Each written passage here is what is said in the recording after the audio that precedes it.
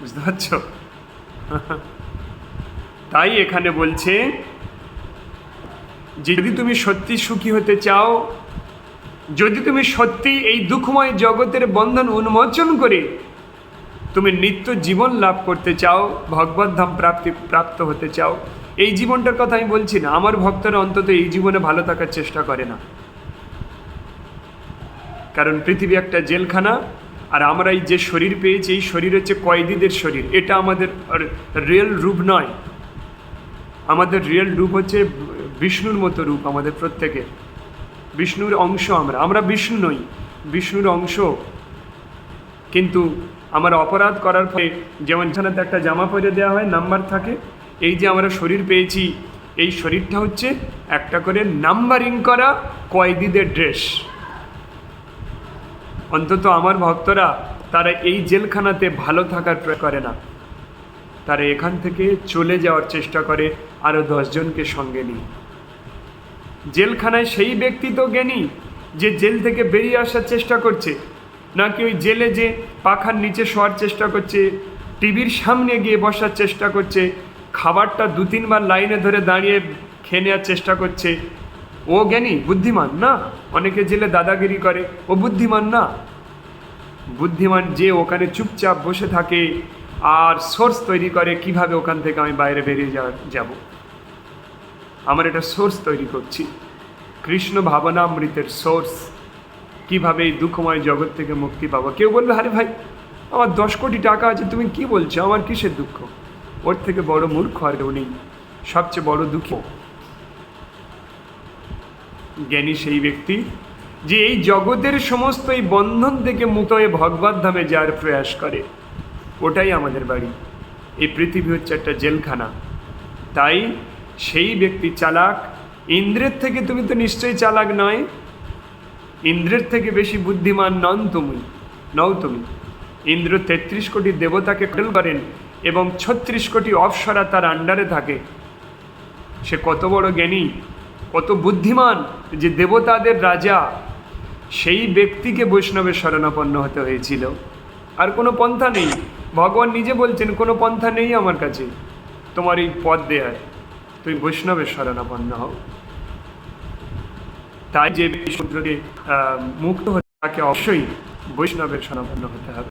এটাই যে স্নানি পঠন্তে গীতামিদং মহসম ন তে বৈ মনুষা গেয়া দেবরূপা না সংশয়।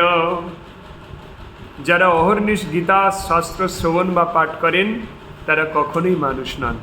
তাই আমার গ্রুপের সমস্ত ভক্তদেরকে আমি সাদরে প্রণাম নিবেদন করি, কারণ আপনারা মনুষ্যের স্তর অতিক্রম করে ফেলেছেন। আপনারা সবাই আমাকে কৃপা করবেন আমি যেন ওই মনুষ্য স্তর অতিক্রম একদিন করতে পারি।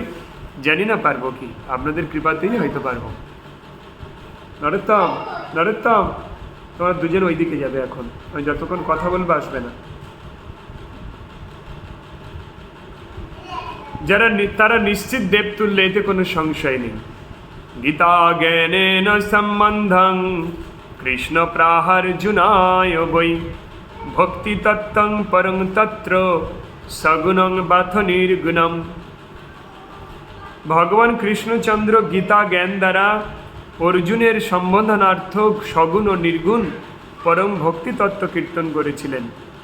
সোপনষ্ট দশৈরেব ভক্তি মুক্তি সমুচ্ছিতৈ প্রেম ভক্তাদি কর্মসু। এভাবে ভোগ ও মোক্ষ নিরাকৃত 18 অধ্যায় সোপান বিশিষ্ট গীতা জ্ঞান দ্বারা চিত্ত শুদ্ধ হয় এবং ক্রমশ প্রেম ভক্তিতে অধিকার জন্মায়। ভগবানকে একমাত্র প্রেম ভক্তিতে প্রাপ্ত করা যায়। এই 18টা অধ্যায় বিশিষ্ট এই গীতা যদি মানুষ ক্রমাগত পাঠ এবং শ্রবণ করতে থাকে, ক্রমে ক্রমে ভগবানের কৃপায় এই প্রেম ভক্তিতে অধিকার জন্মায়। ভগবানের সঙ্গে ভগবানকে ভক্তি করার অধিকার সবার নেই, কিন্তু ভগবানকে ভক্তি করার জন্য কিছু অধিকার, কিছু যোগ্যতার প্রয়োজন হয়। যখন কোনো বৈষ্ণবের শ্রীমুখ থেকে কেউ এই গীতা কথা শ্রবণ করবে, তখনই কিন্তু তার এই ভগবানের কৃপা লাভ করার অধিকার জন্মাবে, ভগবানকে সেবা করার অধিকার লাভ করবে সে। ভক্তি পরের গল্প। এই গীতারূপ সলিলে স্নান করে সাধু ব্যক্তিরা সংসার মলমুক্ত হন। এই গীতারূপ সলিলে, গীতারূপ পবিত্র বাড়িতে অবগাহন করে, স্নান করে সাধু ব্যক্তিরা এই সংসারের মলমুক্ত হয়। এই সংসার একটা নর্দমা, পুঁথিগন্ধময় স্থান। এই সংসারে যারা অধপতিত আছে হয়েছে, এদের গায়ে সংসারের মল লেগে দুর্গন্ধ বেরোয়, যা কিনা ভগবানের কাছে যাওয়ার অধিকার থাকে না। তাই ব্রহ্মচারীদেরকে গৃহস্থদের সঙ্গে পার্সোনালি কথা বলতে নিষেধ আছে। কেন? গৃহস্থ ব্যক্তিদের গায়ে এই সংসারের দুর্গন্ধ লেগে আছে। কেন বলো তো? এরা কার হলো, কার গেল, কার এলো, আমি এখানে 10 মিনিট সময় দিতে গিয়ে আমার কতটা এলো, এর বাইরেও কিচ্ছু জানে না। একটা গৃহস্থ ব্যক্তি কতটা লাভ হলে লাভের বাইরেও কিচ্ছু বোঝে না। তার মানে কি? একটা লোভী ব্যক্তি। তাই এই গৃহস্থ জীবন যারা আমরা লাভ করেছি, এটা কোন পাপের ফলে। কিন্তু এখান থেকে মুক্তির একটা পথ আছে। আপনার সংসারটাকে কৃষ্ণ ভাবনামৃত আন্দোলনে যুক্ত করে দিন, তাহলে এই সংসারটা আর পাপের হবে না। এই সংসারে সকালবেলা থেকে পাপ শুরু হয়, সকালবেলা থেকে সারাদিন রাত 24 ঘন্টা শুধু বিভিন্ন পাপে মত্ত হতে থাকে। ও শুধু ভাবে, আমি যদি এটা না করি আমার সংসার চলবে কী করে।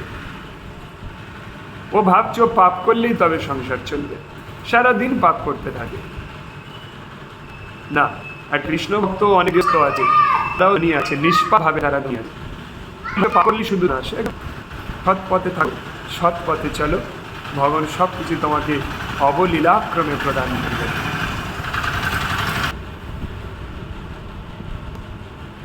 গীতায়শ্চ ন জানাতি পঠনং নৈব পাঠনাম সৈব মানুষে লোকে মঘ কর্ম করো ভবেৎ।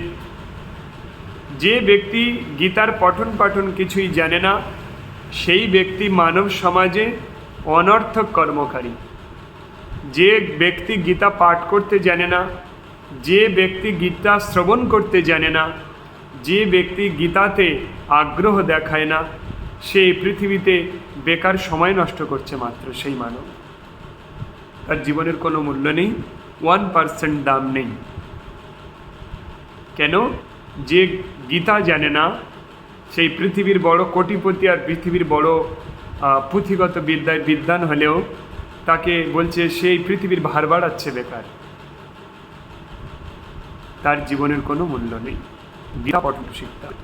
তস্মাৎ গীতাং ন জানাতি নামস্তৎপরো জনঃ তস্য মনুষ্যং দেহং বিজ্ঞানং কুলশীলতাম। অতএব গীতা তত্ত্ব যে জানে না, তার থেকে অধম ব্যক্তি আর এই ব্রহ্মাণ্ডে কেউ নেই। তার কুলশীল, ভারতী মাতাজি মিউট করো, মিউট করে দাও। তার কুলশীল, বিশ্বজিৎ মিউট করো। ভারতী মাতাজি, ভারতী মাতাজি মিউট করে কথা বলো কারোর সঙ্গে, মিউট করো, তোমার সাউন্ড চলে আসছে। বিশ্বজিৎ মিউট করে দাও। নিচে মাইক্রোফোনের মধ্যে চিহ্ন আছে, ওতে হাত টাচ করো। হ্যাঁ, যে গীতার অর্থ জানে না, অতএব গীতা তত্ত্ব যে জানে না, তার থেকে অধম ব্যক্তি আর কেউ নেই। তার কুলশীল বিজ্ঞান ও মনুষ্য দেহে দিক। যে গীতা জানে না বলছে তার কুলে দিক, যে কুলে জন্মেছে। কেউ বলে আমি খুব ভালো কুলে জন্মেছি, গীতা জানে না, ওর এই বংশটাই প্রেতত্ব প্রাপ্ত হয়েছে, ওর পুরো বংশটাই পশুজনিত প্রাপ্ত হয়ে গিয়েছে, যে কুলে গীতা আলোচনা হয়নি। তার বিজ্ঞানে ধিক, সে যে বিজ্ঞান লাভ করেছে, বিজ্ঞান মানে কি? বিশেষ জ্ঞান। যে এই জগৎ থেকে অনেক কিছু জ্ঞান লাভ করেছে, অথচ গীতা জানে না, তার এই জ্ঞানে ধিক। তার মনুষ্য দেহে ধিক। তার এই সুন্দর আয়রন ম্যানের মতো শরীর, হিরো হিরোইনের মতো শরীর, অতীব সুন্দর সুন্দরী, তার এই শরীরে অধিক বায়ু পিত্ত কফ শরীরে আছে, মেদ রক্ত মাংস এইসব কীর্তনীয় বস্তু দিয়ে গোটা। আমরা মুখ দিতে হই, সেই নারীর শরীরটা কাটলে কি আসবে? রক্ত মাংস যত ঘৃণ্যনীয় বস্তু দিয়ে নির্মিত এক শরীর, সেটাকে আমরা হিরো হিরোইন বলে পূজা করি। গীতা যদি না জানে ওই সুন্দর শরীরে অধিক। লিকুইড যৌবন একটা কাহিনী আছে, শোনাই তাহলে। লিকুইড যৌবন, একজন পুরুষ একটা অতীব সুন্দরী নারীর রূপে মুগ্ধ, তাকে তিনি পরামর্শ দেন। তখন সেই নারী, তিনি স্বাধীন নারী, সেই পুরুষকে বলেন যে আপনি আমার উপরে কেন জবরদস্তি করেন, সবসময় টর্চার করেন? আপনি আমার সঙ্গে দেখা করবেন, আপনার সমস্ত মনোবাসনা পূর্ণ করব। 7 দিন সময় নিয়েছে, 7 দিন পরে একটা ডেট দিয়েছে যে আমি একটা ব্রত আছে, 7 দিন পরে আপনি আমার সঙ্গে দেখা করুন। তারপর সেই মহিলা একটা ওষুধ খায়, যে ওষুধের দ্বারা প্রচণ্ডভাবে ডায়রিয়া হয়, পায়খানা প্রস্রাব হয়। তো সেই ওষুধকে 7 দিন তার ডায়রিয়া রোগ তৈরি করে, সে সমস্ত তার পায়খানা, তার বমি, তার টয়লেট সব একটা পাত্রে জড়ো করে রেখে দিয়েছে। দেওয়ার পরে 7 দিন পরে যখন ওই পুরুষ তাকে উপভোগ করার জন্য আসে, তখন সেই মহিলাকে দেখে চিনতে পারছে না। বলে আপনি জানেন এই মহিলা যে আমাকে আসতে বলেছিল এই তারিখে, সেই আছে। সেই পাত্রে গায়ে দেখে দুর্গন্ধ।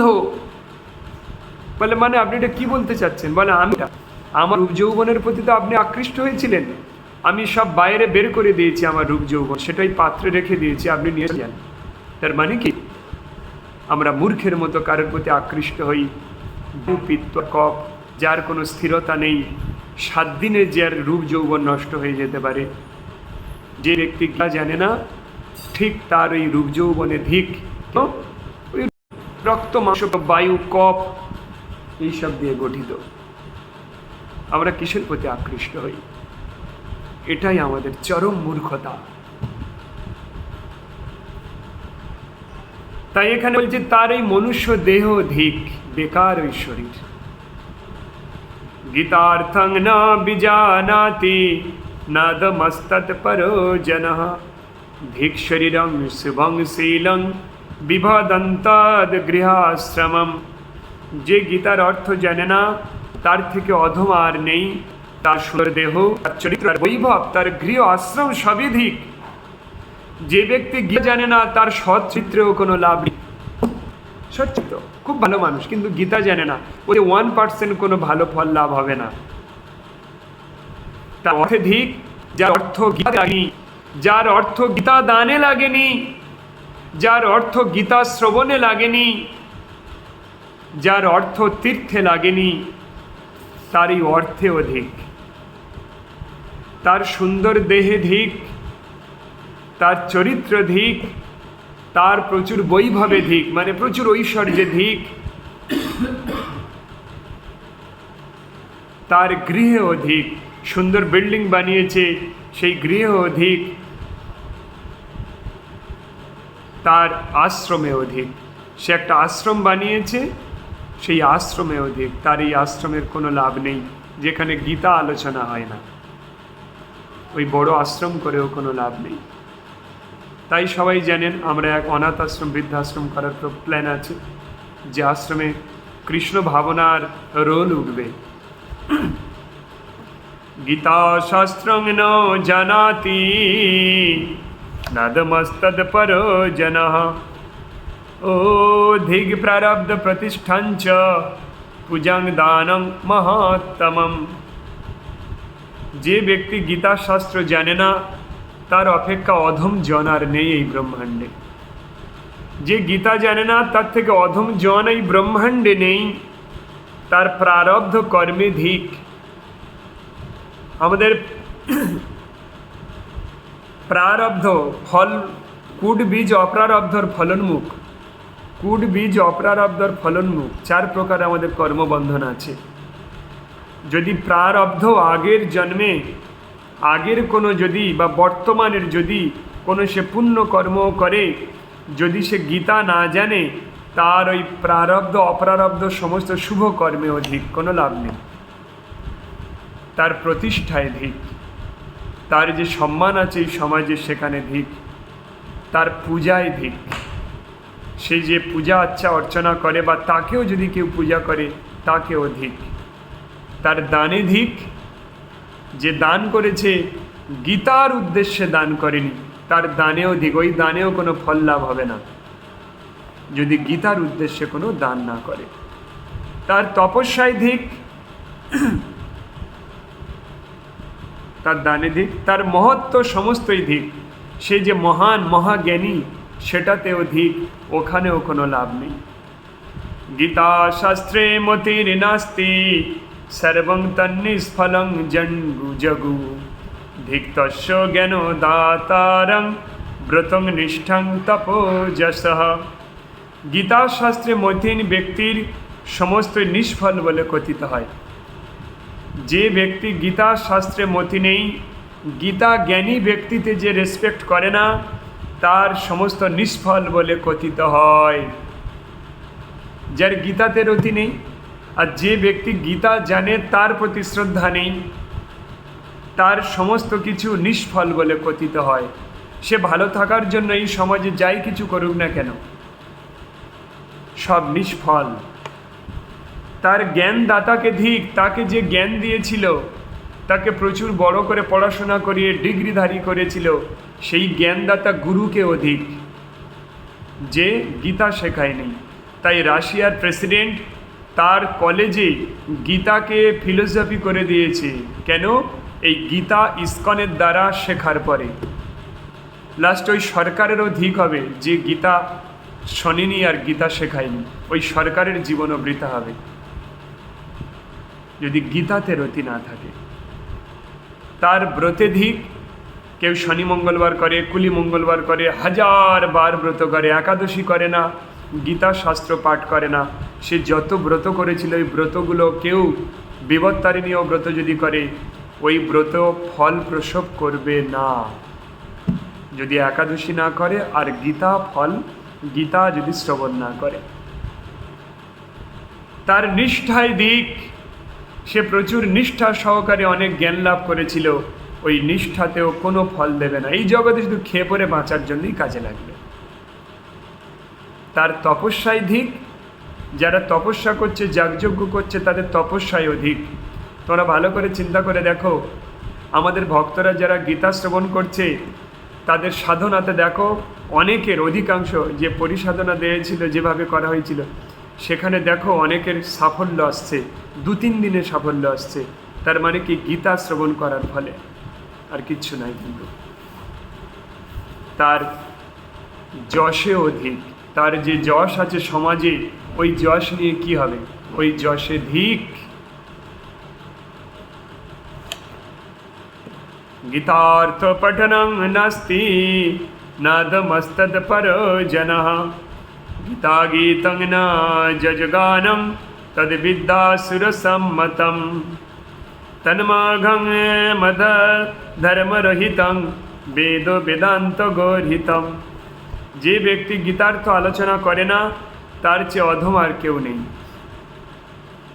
যে ব্যক্তি গীতা আলোচনা করে না, তার থেকে অধম আর কেউ নেই। সেটা তোমার সরকারও হতে পারে। একটা বিষয় বলি তোমাদেরকে, তোমরা তোমাদের গীতাকে নিয়ে এরকমভাবে ব্যাখ্যা করবে না যে আমি যদি গীতার সততাটা এখানে তুলে ধরি, তাহলে মনে হয় ও আমার দক্ষিণা দেবে না, ও রেগে যাবে। কোনো একটা কসাইয়ের বাড়িতে গিয়েও যদি গীতা পাঠ করো, সেখানে এটাই বলতে হবে যে এই কসাই কর্মটা গর্হিত পাপকর্ম। যদি তুমি বলো না তুমি ঠিকঠাকই করছো, এদিকে গীতা কথা বলছো, তোমার থেকে পাপী আর কেউ হবে না।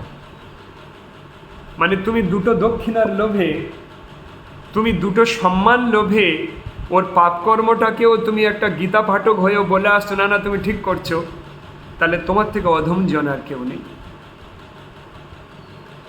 গীতা জ্ঞানী ব্যক্তি একটা সৈনিকের মতো। ও যদি সেখান থেকে দানও না পায়, যদি গীতা ব্যক্তি যদি সে দানও না পায়, যদি প্রণামীও না পায়, যদি ওখানে ওকে সবাই তুচ্ছ তাচ্ছিল্যও করে গীতার সঠিক তথ্যটা বলার জন্যে, তাও ওটা বলতেই থাকবে। তার কারণ কি? তার কারণ হচ্ছে গীতা সর্বধর্মময়ী, গীতা সর্ববেদময়ী। আরে গীতাই ধর্মময়ী। এই জগতের মানুষ তোমাকে ক টাকা দিতে পারে? গীতা দেবময়ী, দেবতারা সমস্ত অর্থ প্রদান করে, কারোর মাধ্যমে করে। তোমার যদি গীতাতে অচলা ভক্তি আসে, অটোমেটিকলি সব আসবে। ওই কসাইকে প্লিজ করার জন্য তোমাকে গীতার কথা মিথ্যা ব্যাখ্যা করা কোনো দরকার নেই। বুঝতে পারছো? অন্তত আমার ভক্তর এরকমই যেন হয়।